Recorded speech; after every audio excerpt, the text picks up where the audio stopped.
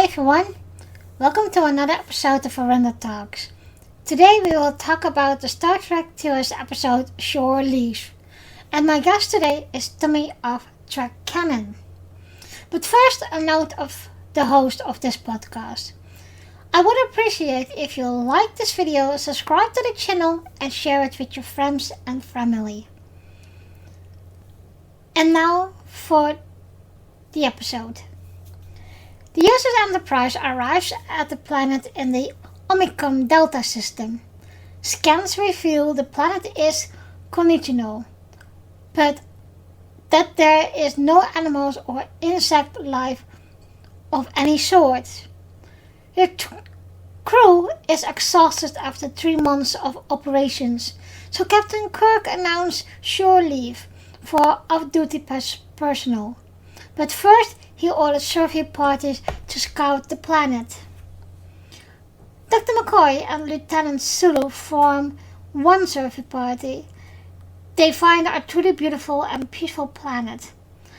McCoy calls Kirk to report that he had just seen an anthropomorphic white rabbit, and that a moment later Alice from Alice in Wonderland appeared and asked McCoy if a rabbit has passed by. Kirk disbelieves this, thinking that McCoy is trying to get Kirk to also take shore leave, which Kirk had said that he didn't need. Science Officer Spock persuades Kirk to beam down by pointing out that this physical fitness report shows that his performance has deteriorated. After Kirk and his yeoman, Tanya Burrows, beam down, McCoy shows Kirk the tracks of the large rabbit. Elsewhere, Sulu finds and fires a cold police positive revolver. Then yeoman Burrows reports that she was attacked by Don Juan. Her uniform is torn. Kirk is briefly accosted by Finnegan, a cocky practical joker who tormented Kirk during his academy days, and meet Ruth, a former girlfriend. Sulu is attacked by katana-wielding samurai, and he reports that his phaser didn't work. Kirk also finds that his phaser isn't working. Kirk orders a halt to the shore leave before any personnel have been beamed down. Spock reports that the planet is emanating a force field that is drawing energy from the ship's engines and disrupting communications. The energy pattern suggests industrial activity. Spock's beam down to gather sensor readings as communications between the ship and planet degrade, standing Spock with Kirk and the survey parties on the planet with no means of communicating with the ship. After McCoy asks Yeoman Burrows to change into a medieval dress, a knight on horseback charges him. McCoy protects her but is impaled by the lance and killed. Kirk shoots the knight with Sulu's revolver. Kirk and Spock analyze the knight's body, and it is composed of the same material as the planet vegetation. A World War II fighter plane strays the landing party. During the commotion, the bodies of McCoy and the knight vanish. Spock asks Kirk what was on his mind before his vision of Finnegan. Kirk says he was thinking of his academy days. As Spock expects, Finnegan repairs Finnegan taunt the captain before running off, with Kirk changing him. They have a fist fight and Kirk knocks out Finnegan, which Kirk says that he has always wanted to do. Spock and Kirk realize that their thoughts are causing their fantastic experiences, but also that the experiences are increasingly deadly. Kirk orders everyone to stop thinking about anything. An elderly man appears, the caretaker, who explains that the planet is an amusement park. Its constructs are not intended to be harmful and permanent. Accompanying him is Dr. McCoy, revived by the planet. McCoy shows off the two Vigilians cabaret girls he fought off after being revived.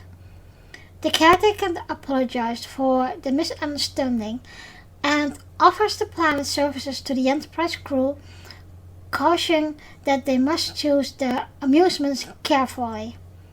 Kirk accepts the offer and Root appears and authorizes the crew to beam down. Alright everybody, let me introduce you again to Tommy from Trek Canon. Hello Tommy. Hello, Arinda. How are you today? I'm fine, how are you? I am groovy as always. It's always good to be here. Good to hear. Well, today we are talking about the episode of Star Trek TOS, Shore Leave. Shore Leave. Yeah, I always like this episode. I don't know, how about you? Oh, Shore Leave is a classic to me. You know, it don't get enough credit. Shore Leave is a classic. I love it too. So let's start. Where to begin? Okay, the first thing what is on everybody's mind. Kirk sees his old nemesis Finnegan. Good old Finnegan. See, go ahead, Arinda. Before I even get into what, go ahead. What's your question with Finnegan? What's going It's on? not a question, but I think for me it was super funny because I'm not really into Kirk in a way, and to see him. What? No, I never have in a way. Well, Oh, only oh. Paul Wesley is doing a good job of getting Kirk started, to be honest. But but it was very funny to see how he been terrorized by Flanagan. Ever since the Starfleet Academy days, yes. I had a poll question once that I said, who is the only person in canon to ever bully Captain James Tiberius Kirk? And I gave all these different answers, but it was very few people who believed that it was Flanagan. That Hmm. dude bullied Kirk all through Starfleet. He bullied Kirk so much that Kirk 10 years later was still thinking about beating this dude up for bullying them so much.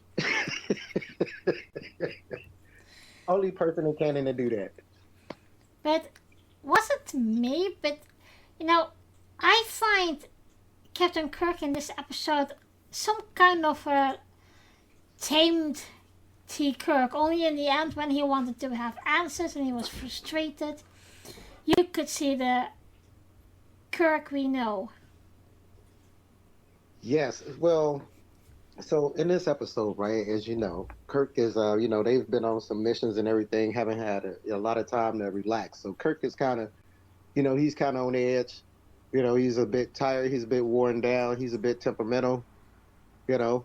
But towards once he started working that out, especially after the fight with Finnegan, we got to see him, turning back to the way he was after he got all of that stress that had, been pent up in him. And once he started to get an idea of what was truly going on the planet. I think he was the one who really solved that problem. And even Spock was the one who had his theory about it. And it was weird in how we meet the caretaker of the planet. I was always curious what the if the caretaker was a avatar for the AI of the planet, or if the caretaker was actually one of the inherent species of the planet. I wish that they would have got into that, or just answered that just a little bit more. But it's cool that they had it as left it open ended the way they did. But the caretaker, how wise he seemed, and truly amazed that how quickly they started to understand what was going on with the planet and what the planet was for. But yeah, I was always curious if he was an avatar of the planet or of the of the machine that operated this planet, or if it was just one of the last remaining species of that planet. I was always curious about that. Yeah, and he also said to Kirk, because Kirk wanted to know what species he was and what his name was, etc. And his answer was, your species is not ripe to know what we really are. And but I do think it's a part of. It was in kind of way funny how they when they was thinking something or speak something out, they it regenerated right away in front of them. So let me tell you, there's a lot of planets in Star Trek where I personally would say, hey, this is not a safe planet for humans to go visit. Now, it's two movies that come to mind when I think of shore leave for this planet. Shore leave, the planet of shore leave. I think of this old 1980s movie called Galaxy of Terror, and I think of this like 90s movie called what was it, Sphere, right? Both of them involved a planet or an item that manifested human thoughts, right? And in every case, it has been shown that since humans are unable to control their thoughts, being on a planet like this would be a total hazard for your existence. Only thing that would save a human on this planet is they repair everybody they mess up. You get messed up on this planet, they take you downstairs and fix you. They put you back together, send you back up to have some fun till you get it right. But in one way, when that scene with the Yeoman and McCoy, when that knight was charging to them, and McCoy was just standing there and say, okay, it would be an hallucination, and he'd been wounded.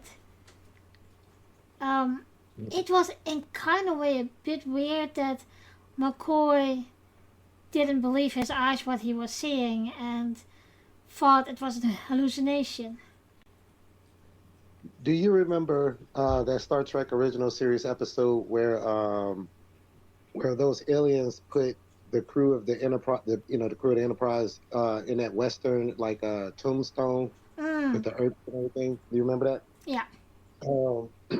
Do you remember in that episode, Spock was trying to convince everybody, and he ended up having to mind meld with everybody to convince them that the only way to survive these illusions was to believe that they weren't real and that they couldn't hurt you. Do you remember that? Yeah. Okay.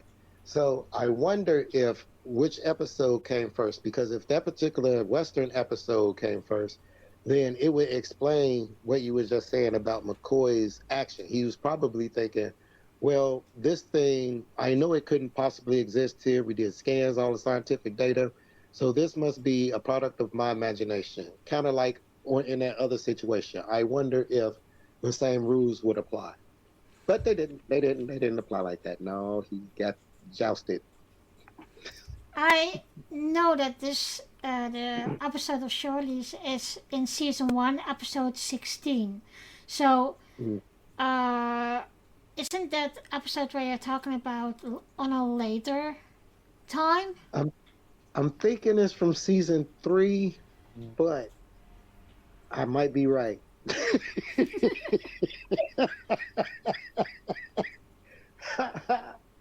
But I'm thinking it's from season 3. But yeah, that's, I guess we can't explain it that way then. But yeah, he just decided, hey man, let's try this. I mean, yeah, I would have thought about diving out the way first. But, as we were saying, as we were saying, we were talking about that McCoy couldn't think that he thought it was an hallucination. So I don't know why he decided to do it that way. Like I said, it was weird because he saw the rabbit first, and then he saw the evidence on the ground, like rabbit paws in the ground, and yeah, so that's supposed to be the proof. And of course, the tricorders didn't work as well as they normally do.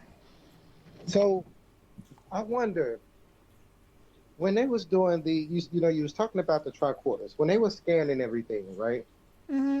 I would think that they would have got the same readings that Spock did, but Spock was super able to pick up on the fact that, hey, this is artificial stuff. Mm-hmm. Now, why wasn't this whole, Bones, everybody's down there. And I would think that even before Spock, when it came to biological life, like the plant life and all that kind of stuff, Bones would have been able to detect the discrepancy when he didn't. That's weird to me. Yeah, and it looks like that he was very overtired, and that it was about his decision or his report to Kirk that Kirk will approve a shore leave. Transfer. Just pull over right here. Oh, go ahead, Arenda. That was some kind of breakthrough. I don't know what's going on with this reception. I heard that. I said it was weird that Bones acted like that. Maybe he had more needed the shore leave than anyone else, because it looks like that when he will be the decision maker, report to Kirk, so Kirk will be approved shore leave for the crew. True. I can see how you say that, but I offer a different view, because this was rampant through the episode. I think that Bones and Kirk, they kept getting distracted by the beautiful women. No matter what was going on, they were getting distracted by the beautiful women. Yep. It was a bit shocked, because this is also the few moments in Star Trek TOS that we see our true love of Kirk. The true love of Kirk that you never ever hear from again. Yeah. You never hear from again as far as after this episode in canon. And when I first seen it, I was thinking to myself, I wonder is that gonna be Carol Marcus? But then it was like what they call her, Amanda. Like, hold up, bro. I don't know this lady at all. She regal, Yeah. but I don't know this lady. Yeah. I was thinking that too, and of course we know of what's her name? The woman that he married, Mary Mira or something? Mary, can't remember what her name was, but Kirk? I thought Kirk married had a short marriage with what was it, Carol Marcus, I thought, where he had Daniel as a son. Can't If I remember correctly. I think are you thinking of the holodeck lady with Commander Riker, maybe? No, not Manuet. Minuet, that's what it is. Okay, no, not Minuet. I got you. But okay.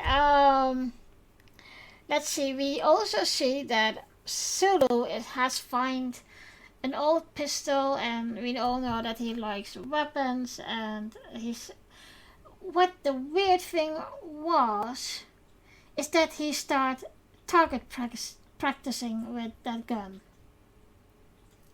Mm-hmm. And just terrible safety gun etiquette. He pointed the gun and everybody, never took his finger off the trigger. He's shooting it just straight, not in the air, nothing. And they had terrible gun consciousness. yeah, jeez, really.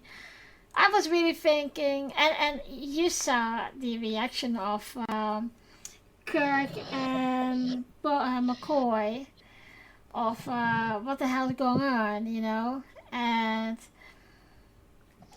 that was so not Sulu. Sulu would be better with weapons.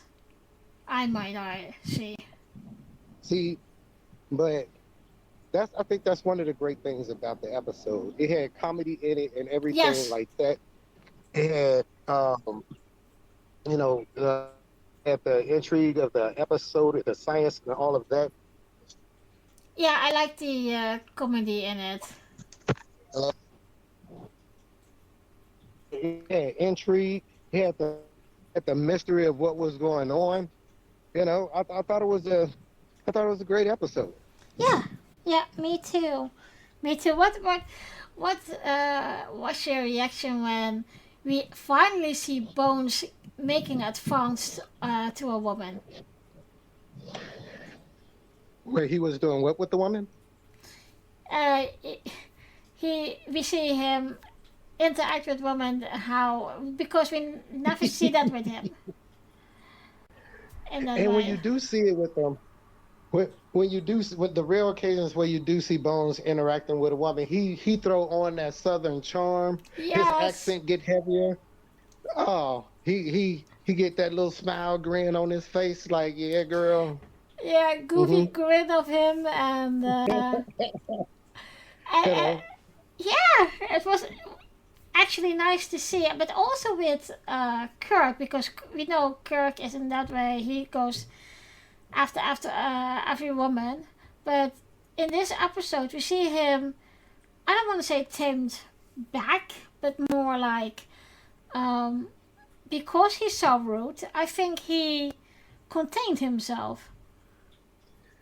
Oh, Kirk was just out of control. Look, remember when he first beamed down, right? And Bones was explaining to him the situation. They picked up on the tracks of the bunny and the little girl. They had the bunny and the little girl. What's the first thing Kirk say to do? Hey, Bones, check this out. Why don't you go chase that bunny? I'm gonna go find that little girl. I'm gonna go look for the girl. That's what I'm gonna do. All right. He was mid-sprint, chasing after Sulu to warn Sulu to make sure he was in no danger. Stopped, and for the next 10 minutes was cuddled up with Amanda from out the mountain. He was just totally forgot about his crewmate. Yeah. They had to call him up. Hey man, what's up with Sulu? I knew I was looking for something. Man, my fault. I'm still looking. I can't find him. But yeah, Kirk was smitten in this episode. Well, the one thing I also like when Flanagan appears for the second time, did you see his Kirk's face, that smirk face of, and now I'm going to get my revenge for the when we are on the academy.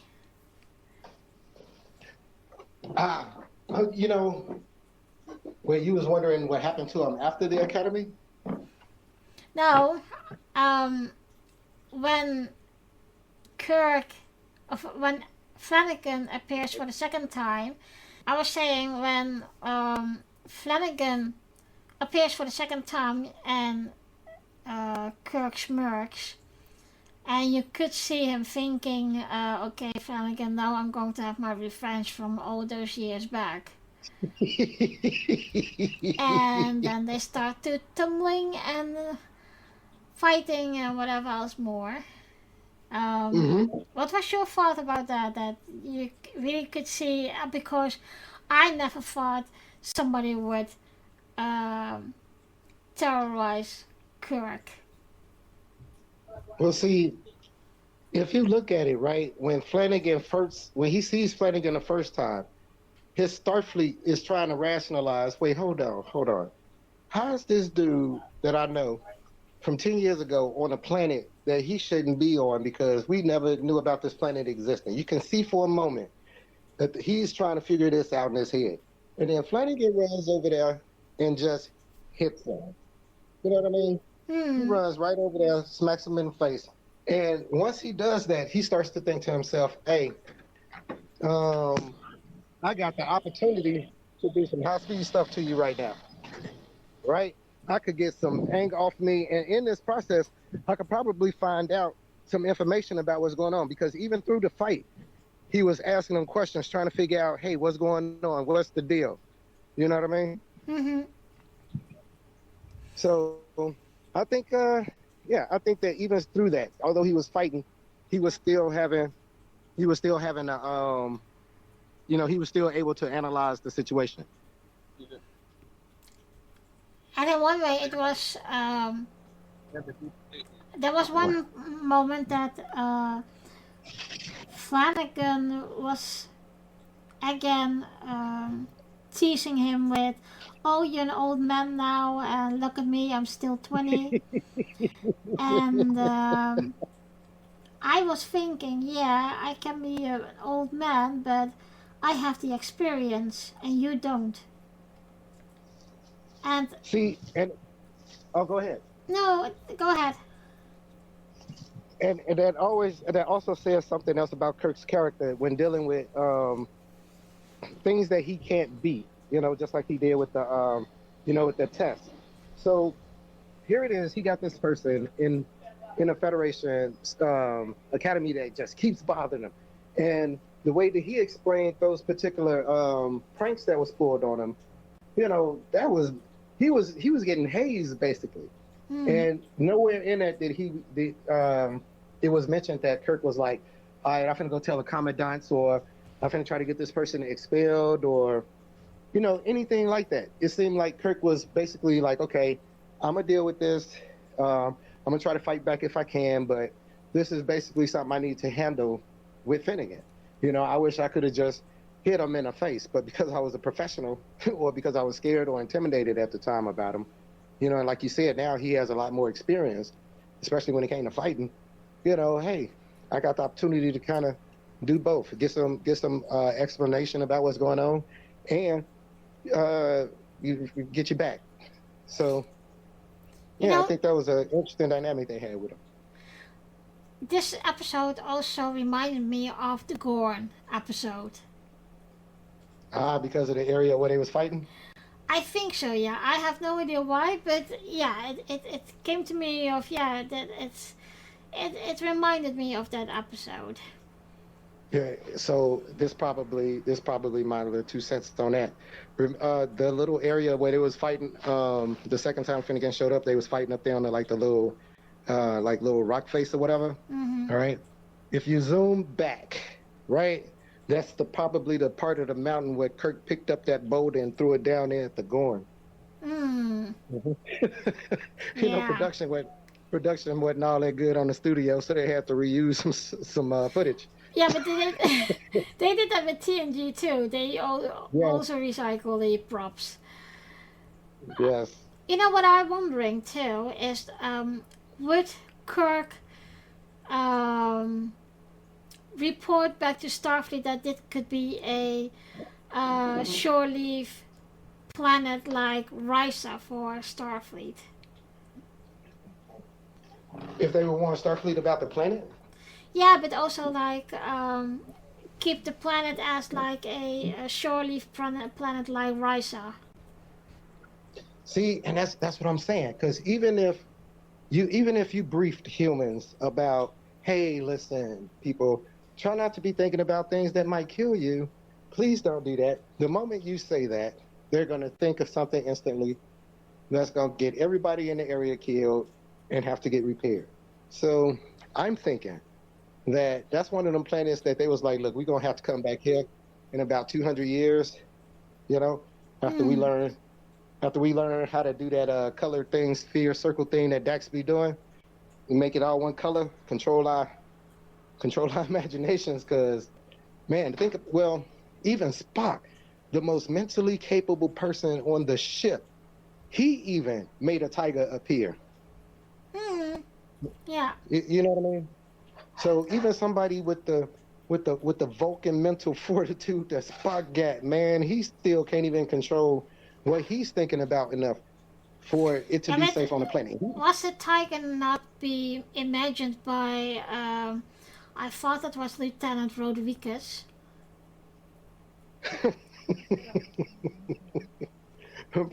But don't you know what's even more weird about this planet?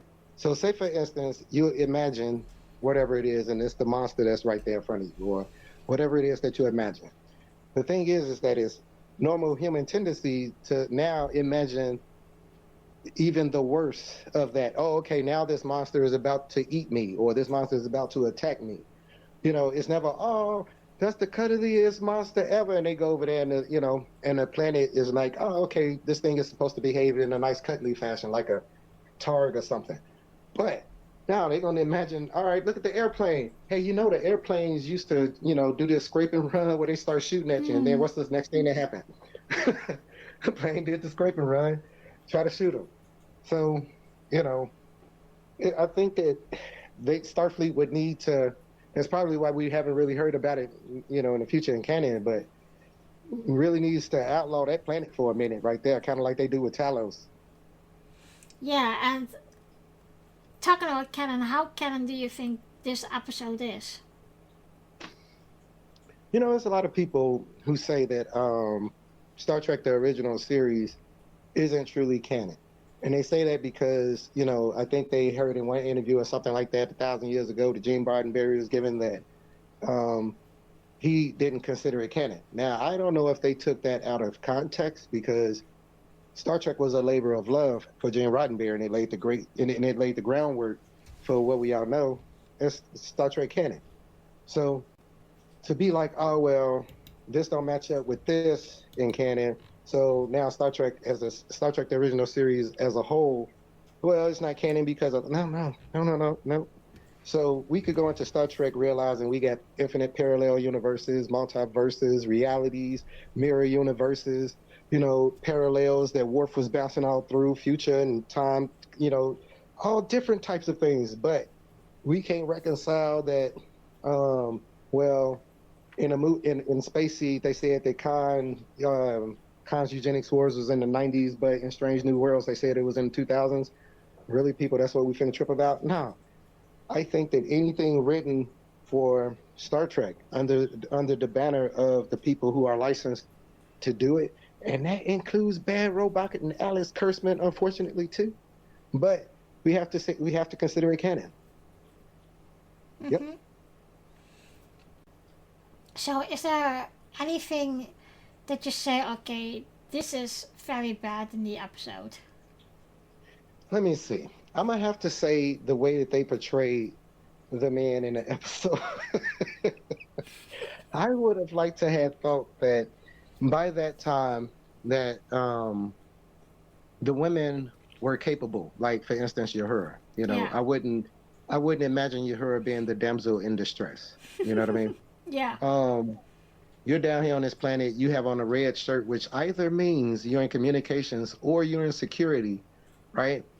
And not once and when I say, I'm talking about the lady that beamed down with Kirk, the one that ends up becoming a princess and always needing help, thinking about the guy that's trying to assault her.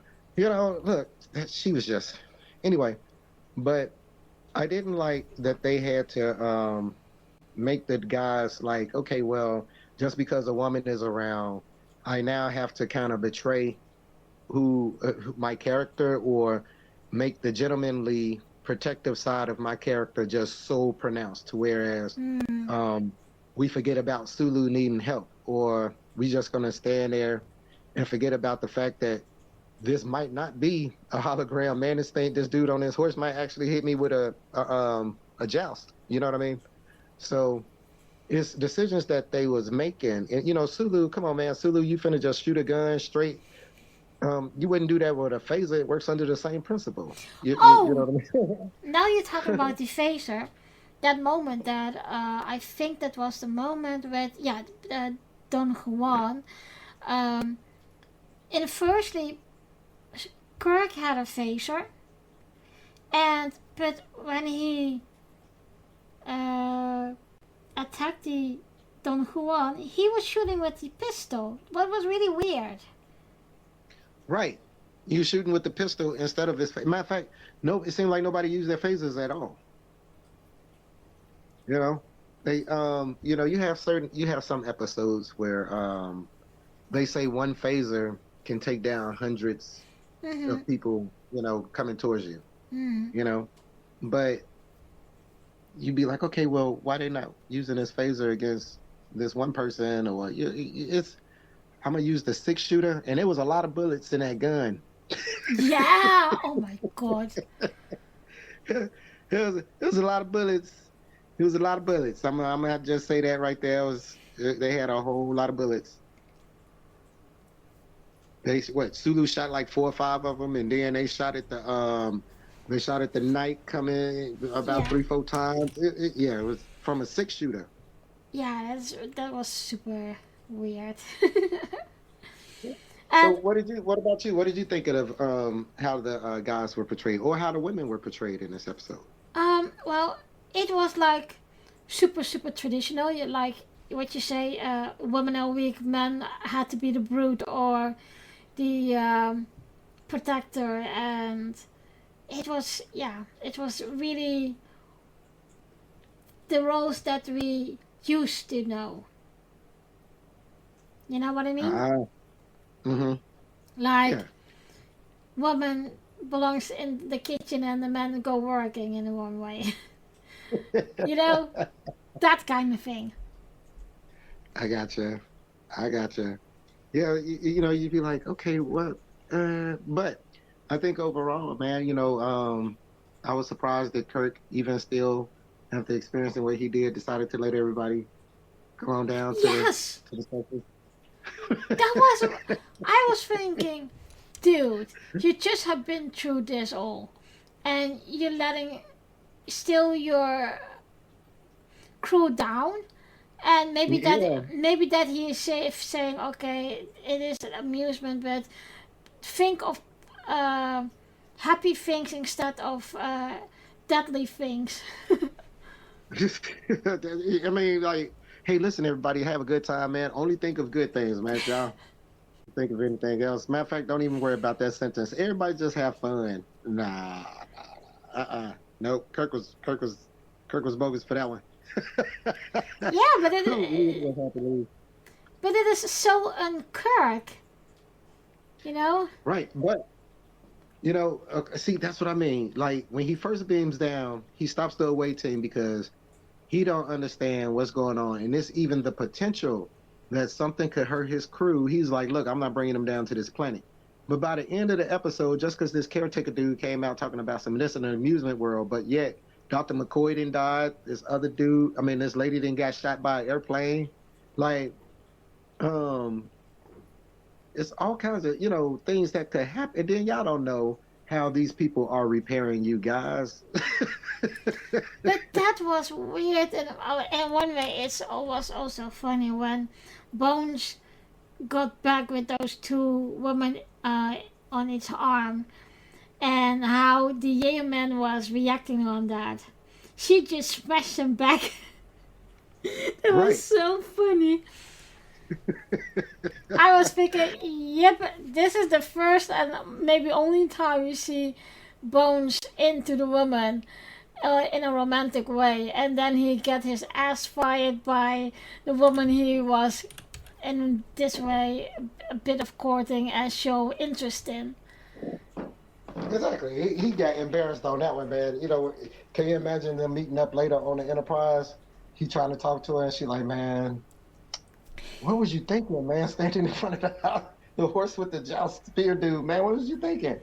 Yeah, yeah. He wasn't getting up. He. I'm pretty sure he stayed far away from her when he got back on the ship. Yeah, that was just really funny. And but the comical scenes in this episode was super nice to see, and yeah, is there anything you said, okay, that this is what they did good in this episode? hmm I think that, like I said, what they did good was exposing us to a new mystery, a new planet. Um, the markings of something that can be used in the future that they could have a stepping stone with, saying strange new worlds or something like that. I think that it was a good dive into, uh, the constraints of the human imagination and the dangers that can be involved in getting everything that you can think of. So that was what I liked about the episode, and they twisted all of that in a nice, like I said, entertaining and funny episode. Yeah. Even Spock was, in one way, funny at the last scene on the planet. And Mm-hmm. I don't know what it was, but it was unlike Spock as we know him. He was really sensitive also to the ladies. It was as he wasn't even an Orion. Did you notice something else about Spock too? At the end of the episode, he seemed disappointed that the mystery was solved, and now he got to go back up to the ship. Yeah, but oh, and also when Spock went reporting to him, and then he said, "Well, we have this crew member, and he really needs shore leave, and this and that," and then Kirk reacted like, "Oh, okay, fine, give it to him." And who's the crewman? And you saw Spock's face, and he was saying, "A certain James T. Kirk." And he followed that up quick with, "Have a great short leave there, Captain." Oh yeah, Spock know how to talk. Spock know how to talk to you. You will never win an argument with Spock. Spock knew he couldn't just come in there and be like, "Hey, Captain, man, he's seeing how that just worked out when Bones recommended he come down there." He knew, no, all right, I got you. I'll just read the stats because Kirk is such a professional. The only way he gonna be able to react is with the stats. Well, this person is below stats. Oh man, it's me. Okay. Yeah, but even Bones couldn't order Kirk to have a shore leave, and Spock did it like this way, and even in a funny way too. Mm-hmm. He was So like, "I got you. I got you. You can't even say nothing. You can't even say nothing." no, and that's what I like about also the Ethan Peck Spock.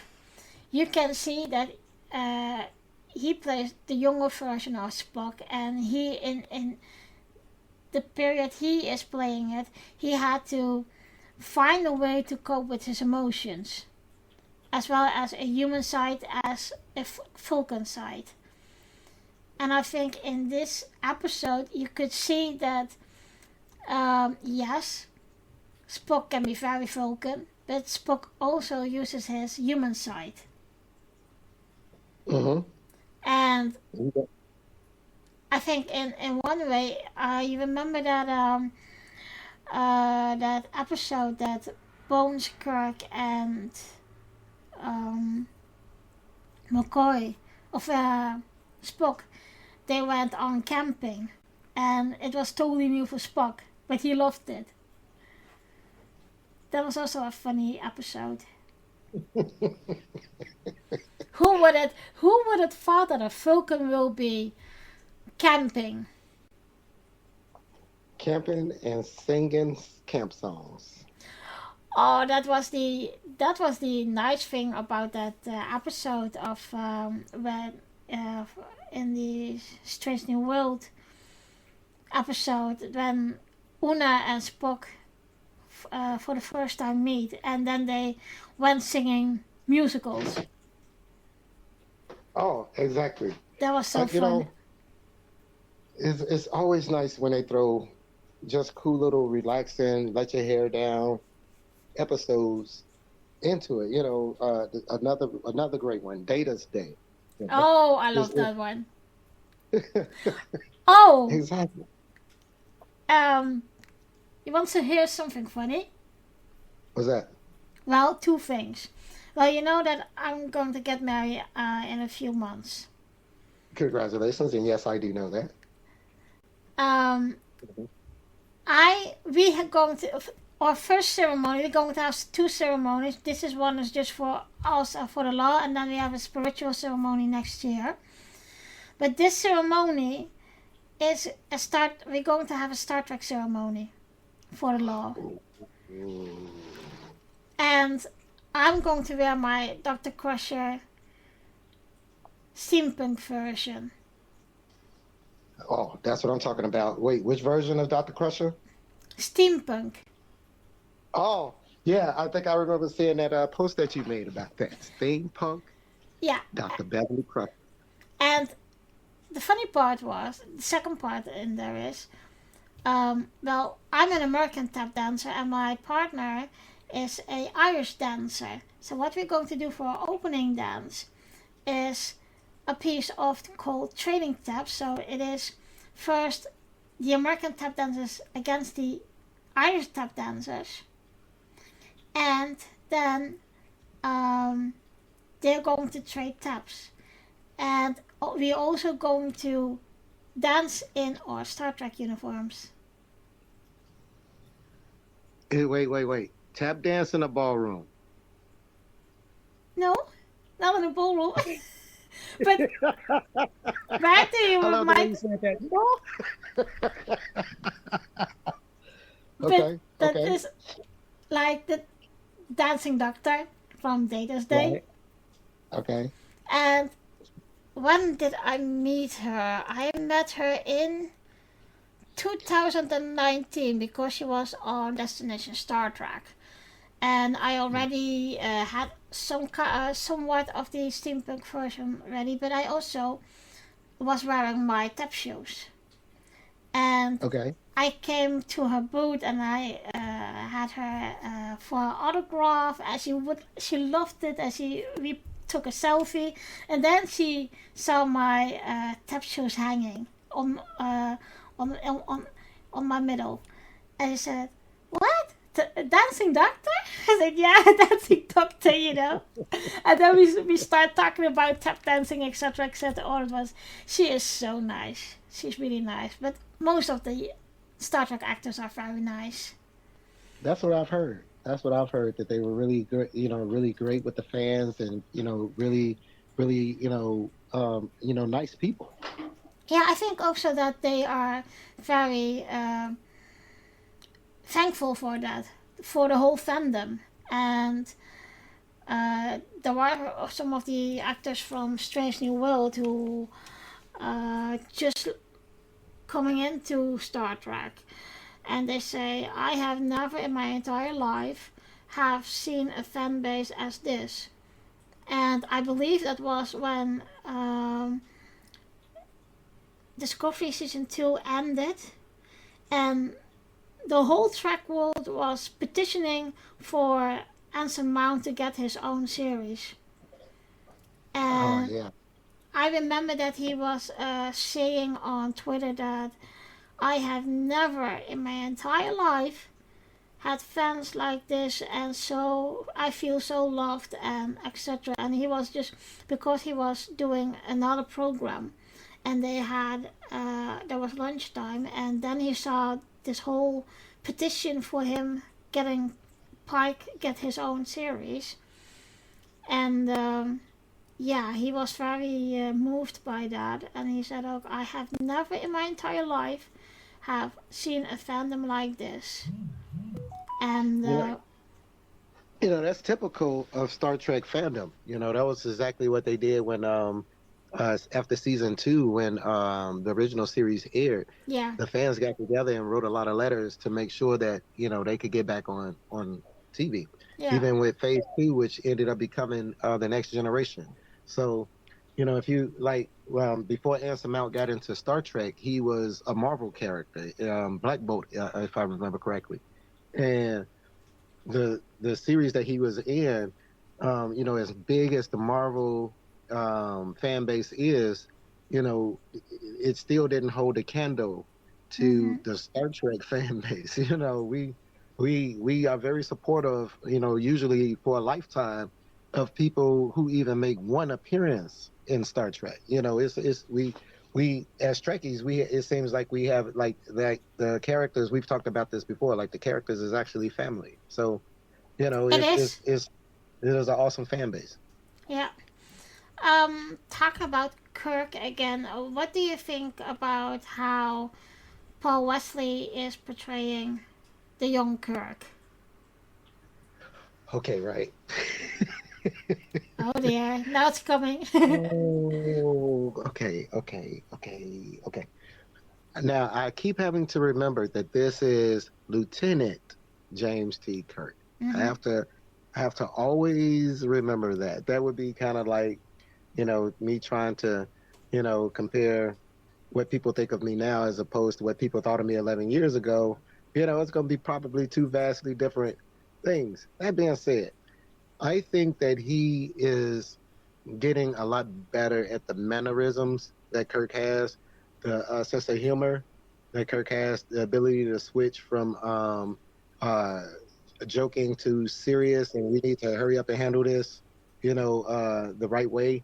I like that he has the lean. He has that, he had that G lane that Kirk has when he's sitting in a chair, or especially Yeah. when he beamed down to a planet. Kirk always got that, Commander Riker upper shoulder, Hmm. lean, swag lane on him. You know what I'm saying? So I think that he's doing a good job. Yeah. I think he has some growing to do, but I kind of like how he's done. What about you? I liked him. I was a bit like when they said, well, we're going to recast Spock. I was very skeptical. Hmm. But when he was on screen the first time, I was thinking, yeah, this can be working. And what I really love about Strange New World is that it is so much more passion and emotion than we are used to in Star Trek. And the acting is super good. And Hmm. I think that's why people enjoying watching it as well. And um, the episodes that I have seen from Strange New World now in the second season, uh, they are very good, but also very uh, emotional loaded. Oh And yeah. I think that, They yeah, they seem to be focusing a lot on building up the individual characters and their yes, relationship a lot more than explore. They throw a little bit of the exploration of strange new worlds and new civilizations. They throw that in, but it's more character driven than it's kind of like yes, a deep space nine in that aspect to me. yeah, It's really character driven and how each of the characters relate and how they love each other and how they, deal with obstacles together as a team and, all that kind of stuff. yeah.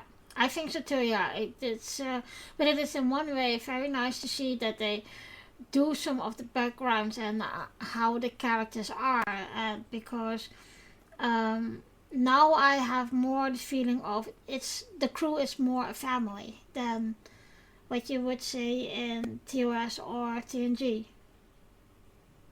Hmm. Yep. The TOS and TNG, it was kind of like, Planting seeds. yeah, yeah, exactly. But the thing with Strange New World is that they also they had it right at the first episode they aired as Strange New World, and you could see, for example, with TOS and TNG, it took them a while before they actually could say and go further with, okay, this is Star Trek. Oh yeah, because a lot of people was real salty about it. As a matter of fact, when Star Trek: The Next Generation first aired, the first season, I was like, man, I ain't finna watch this, man. Some dude, man, bald headed dude, being the old bald headed dude, being Captain. This little young, this was his first officer. He like what 12? No, man, this little baby face first officer dude, man. No, man, I do like Data though, but man, I ain't finna watch this. But it grew on me. Actually, Yeah, especially during like the third season when they start really, yeah, kicking it up, right there. Oh, that was it. yeah. I was hooked. You know what? When I hooked, very hooked with it with TNG is when actually the very first episode when the saucer um and the battle bridge was separated. That was the point for me that I stayed hooked. Oh, that was beautiful. Now, I missed that episode when it aired, and at the time, there was no streaming, so you Mm, had to watch the episode. At the time that it was designated to come on TV. So I had heard from friends that the Enterprise separated, and I was like, "What?" And for about a month and a half, about a good month and a half, I never seen that because you couldn't look it up on YouTube yeah. or the internet. None of that stuff existed. I had to wait until they aired Encounter at Farpoint again so that I could finally see that. And when I did, I was like, no way. Yes, yes, yes. I understand exactly what you mean. Yeah, that right there was a beauty to behold. I was like, oh, that looked nice. I want one. So, what was your reaction when in the almost last episode of Star Trek Picard when you saw the Enterprise and the bridge again? Ah, that was beautiful. I ain't gonna. I'm a man, so I can't say I got teary eyed. I just say that some dust fell into my face, and I had to react accordingly. But it was really cool to see all of them on the bridge again. And Yes. I have to agree with who was it, Riker, when he was like, did we get bigger or did the bridge get smaller? Yeah, yeah, yeah, yeah. But also when they were fighting the Borg and damn Dr. Crusher behind Tactical. Oh my god. Oh yeah, oh yeah. Dr. Crusher, she's never been a punk. She has never. People think Dr. Crusher is just a nice little quiet, doctor lady who just be sit there and give, people advice sometime, Hmm. but Dr. Crusher can turn different when she got a mission on her hands. She can get a little spunky.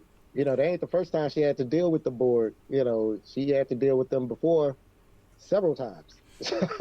I mean, So, I mean, Picard season 3 was phenomenal of exactly with that the crew comes back and go back to the Enterprise D and well, let me tell you what I experienced at that scene. The first time I was flabbergasted. The second mhm. time I was thinking, oh, thank God we got Jodie LaForge. And by the third time I was crying, just emotional to see the girl back. I know. I know. I even got a glimpse of the Defiant sitting over there docked at the museum. Oh yeah, love that That just one. did it for me. That just did it for me. It was beautiful, beautiful. So you think it was a great send off then for the next generation crew? I think it was really, yeah, it was so nice to see everything in some kind of an old way, and it was nice to see Jodie LaForge finally in the captain's chair. Hmm. Um, Looking smooth without his visor on, with the yeah, nice artificial eyes, and he's looking smooth. Man had his yeah, gray, his salt and pepper beard. Yeah, he was smooth. and I love this Worf. I really love this Worf. He's so Oh, funny, yeah. Yes, and yes. that scene with when they just finished fighting and he plunked himself in one of the chairs and he starts snoring.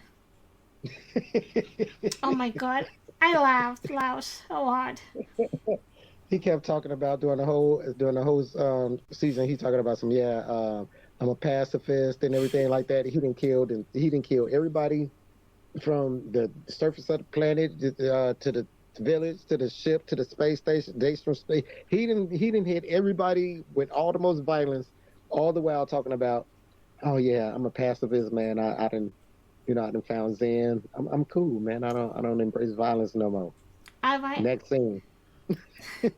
What I like about that too is how he mentors Ruffy. Yes. Because Yeah. we always think, okay, Ruffy is the one who is a strong personality and etc. And with Worf, she is definitely the student. Yes, and it's one of the only people besides Picard in the season, I mean in a series, that she seems to have shown respect and reverence for. Yeah. With Picard, there was some buttons there she'll push with him, but in general, she was like, okay, well, I got a lot of respect for you. With Worf, it was, it developed into that as well, and that was pretty cool that they did it that way. Yeah. But what about the new Data? Oh, good old Data Lore for real in action. Good old Data Lore. Look, first, I I love the way that they had Data giving his trophies to Lore. Yeah. In essence, rewriting Lore into him. You Mm-hmm. know, um, it was cool how okay, now you got a more complete Data, not just a Data with emotions, but a Data with an actual bad side like a normal human would have. But he gotta find a balance in a new way. So I like that about Data, and the fact that he's able to grow older now, which is something that he wanted. Yes. Yes. He wanted to to have that humanity and be close to that humanity. A lot of people be like, well, Data would live forever. Data didn't want to live forever. No, no, no, no, no.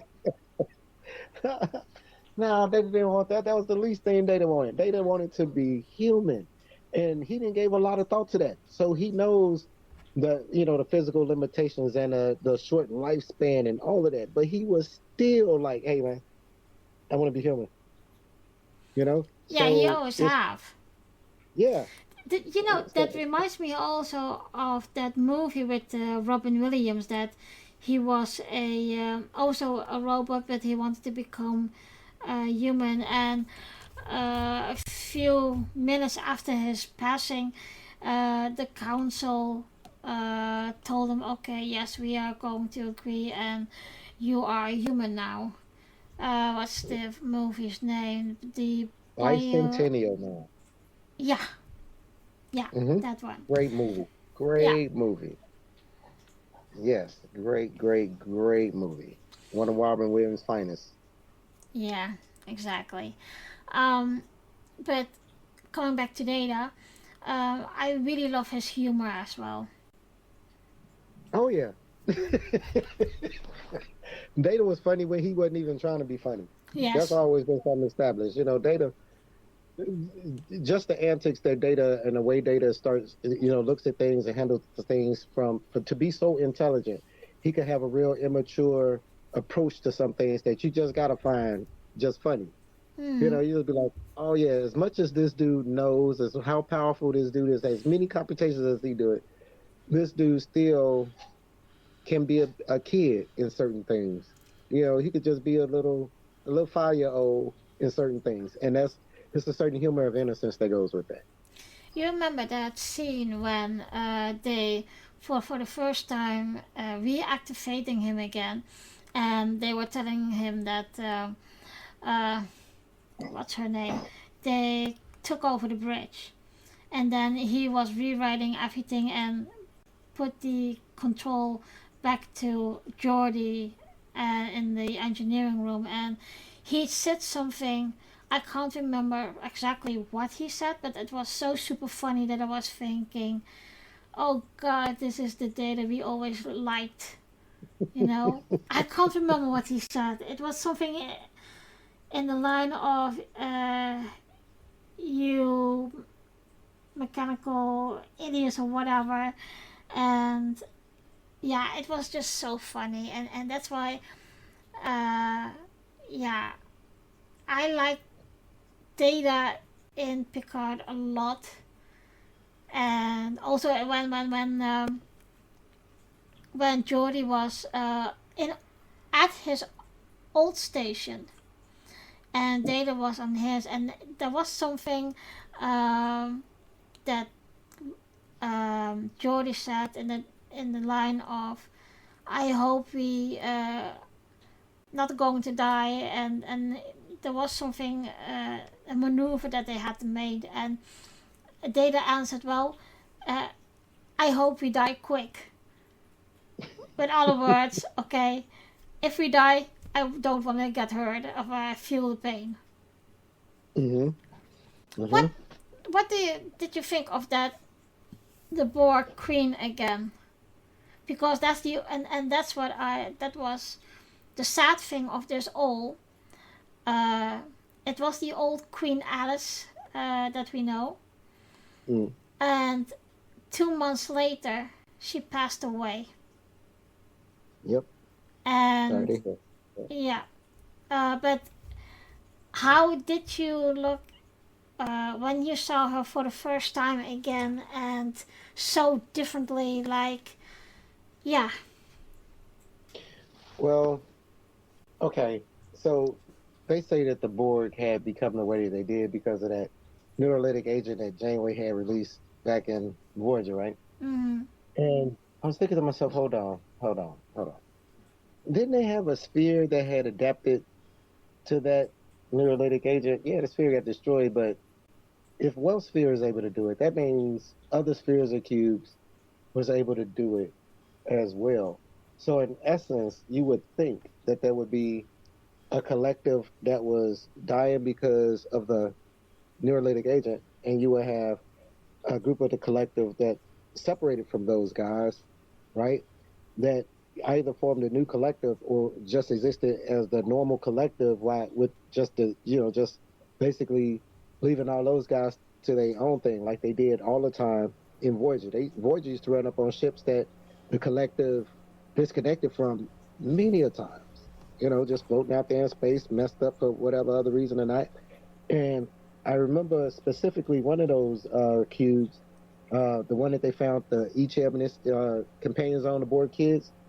That ship had got destroyed. I mean, had got disabled because of basically a rudimentary version of that same neurolytic agent. You know what I mean? So if they able to disconnect those cubes, how in the world did it affect the whole collective? Now, that being said, we fast forward to the Borg hanging out for some reason in Jupiter and don't nobody know it.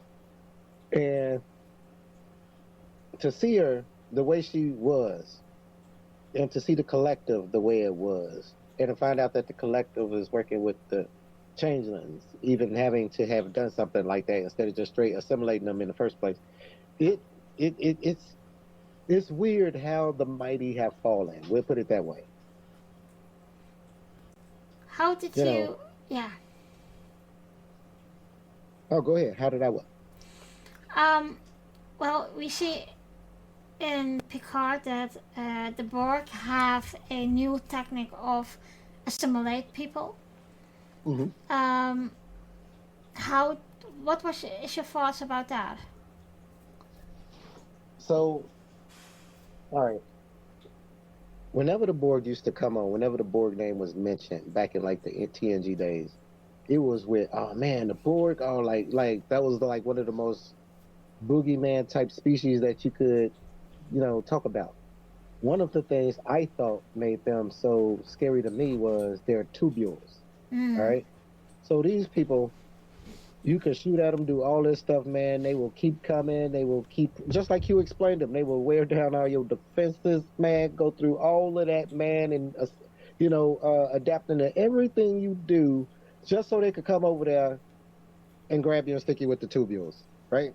Mm-hmm. So that was terrifying to me. It brought a level of terror. Now you got a Borg now that's like, okay, hey, yeah. We ain't finna do none of that. What we finna do is have everybody go through the transporters, and we gonna put a little piece of Borg in a biological Borg receiving inside everybody, and oh yeah, but only everybody who under a certain age, right? It ain't gonna work on people who older than that, but just under a certain age, we gonna do that to them, and then we gonna flick a switch, and then they're gonna be assimilated. That doesn't seem terrifying to me at all. Yeah, but Mm-hmm. they did it with the transporter, and Right. I think that must, in one way, um, well, be terrifying if you. But they don't know, of course, because it's been quiet all the time. And um, what did you, by the way, think that Shelby was back? on an Oh, it was Enterprise good to see F. Shelby. It was good to see Shelby, man. Shelby was a little, what you call it, a little arrogant. Hmm. Back in the basketball world, she was kind of arrogant, full of herself, and it was good to see nothing really changed about her. And between her and Riker. Well, you would think that she would have listened to them when they are trying to tell her about the board.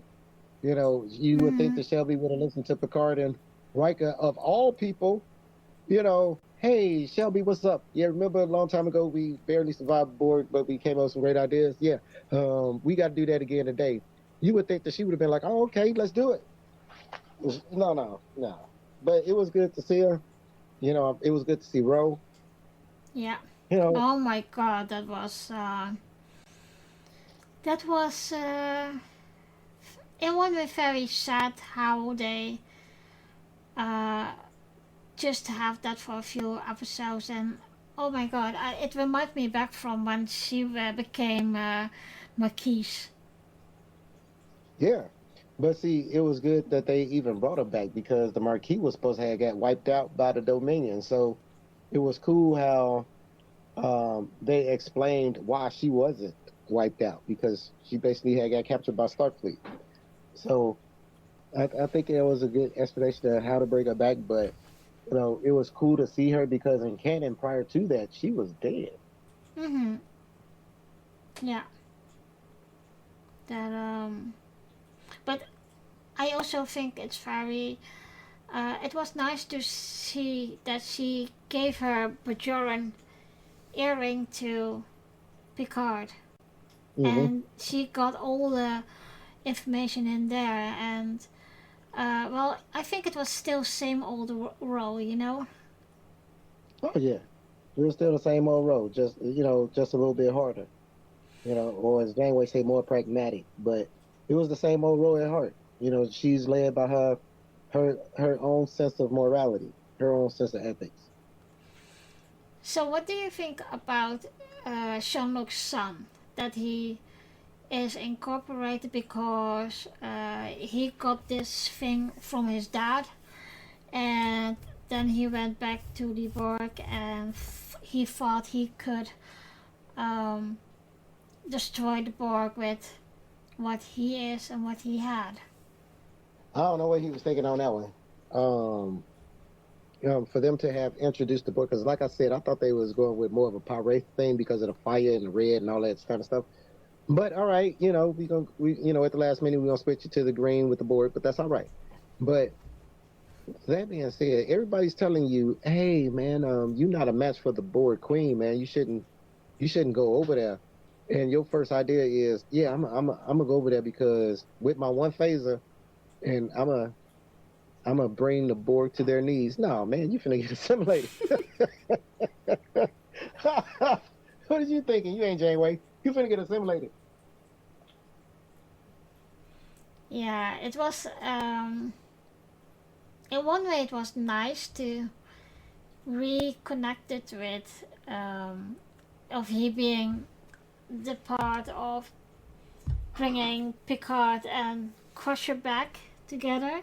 Because in one way, Mm-hmm. I always thought in TNJ that they will have a fling in one way, but knowing that they really have a fling, and I can't remember uh, in how or what they should be, but I could understand Beverly's reason why she didn't tell Jean-Luc.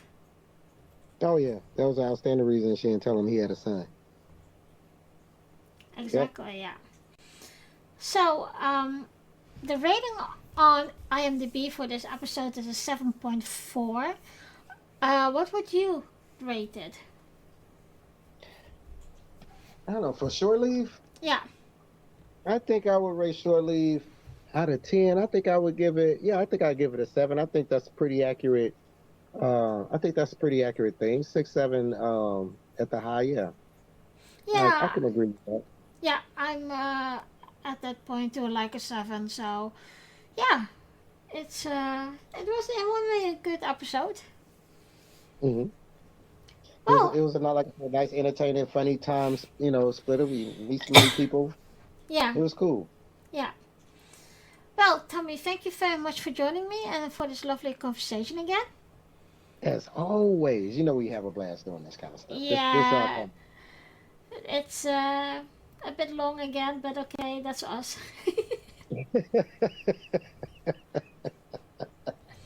I don't know. We've been all right. We done spent the hour talking about Star Trek, man. There ain't nothing better than that. Well, my next question is then also in a few in a few months I will do an episode of Andromeda, and you always say my thing, so I like to have you as a guest as well. Then Of course, of course. Come on, man. I'm always here for it. Like I said, man, I really enjoy being on the channel. I enjoy our conversations, man. It's always, we always learn something, man. We always, laugh. I think it's always something fun to do. yeah, that would be nice. Yeah. Well, thank you again, and we talked soon again. Yes, ma'am. Thank you, and congratulations again on the marriage, lady. Thank you. There will be no doubt there will be pictures with us marrying in Star Trek uniforms. You do know that the other member of the family, the puppy, he got to put on the Star Trek uniform too and join in. Yep, you know this, he's right? going to. He's going to. Yes, yes. He even got a TNG collar. Oh snap! See, I thought you was gonna say, well, we dressed him up as Spot. Well, he has the ears, big ears for it. Or it has to be Quark because he's got the big ears. Yes, that'd be awesome. Well, thank you for having me, Arinda. Please, hey, whenever you need me, I'm here. Yeah, well, you're welcome, and thank you very much too. Thank you for listening, and join me in 2 weeks for a new episode of Arena Talks. The next episode is about Gene Austen's Pride and Prejudice. You can listen, subscribe, and comment to Arena Talks on the YouTube channel or join the Facebook group. I also like to tell you about my other podcast called Girls Talking Trek. Girls Talking Trek is a podcast hosted by me, and I will be joined by another female tracker from Canada, Amanda Hopper, who will recap every 2 weeks an episode of Star Trek. At the moment we are at the season 3 of TNG. All the episodes will be recapped in chronicle following. So watch the episode and discuss with us what you liked and didn't like about the recapped episode. Girls Talking Trek is also to listen, follow and subscribe on Anchor, Google Podcasts, Spotify, Amazon Music, or on your favorite podcast app. Every 10th episode will be a video episode so you guys can see us when we talk about the episode. We also have a YouTube channel and a Facebook group where you can comment on the episode. I also have a new YouTube channel called Arinda Reacts. On this channel I post reaction videos of history, typical British things, movies and series, books, video games, and other geek things. But of course, there's also the explanation videos about typical Dutch and Indonesian things. I will see you in 2 weeks.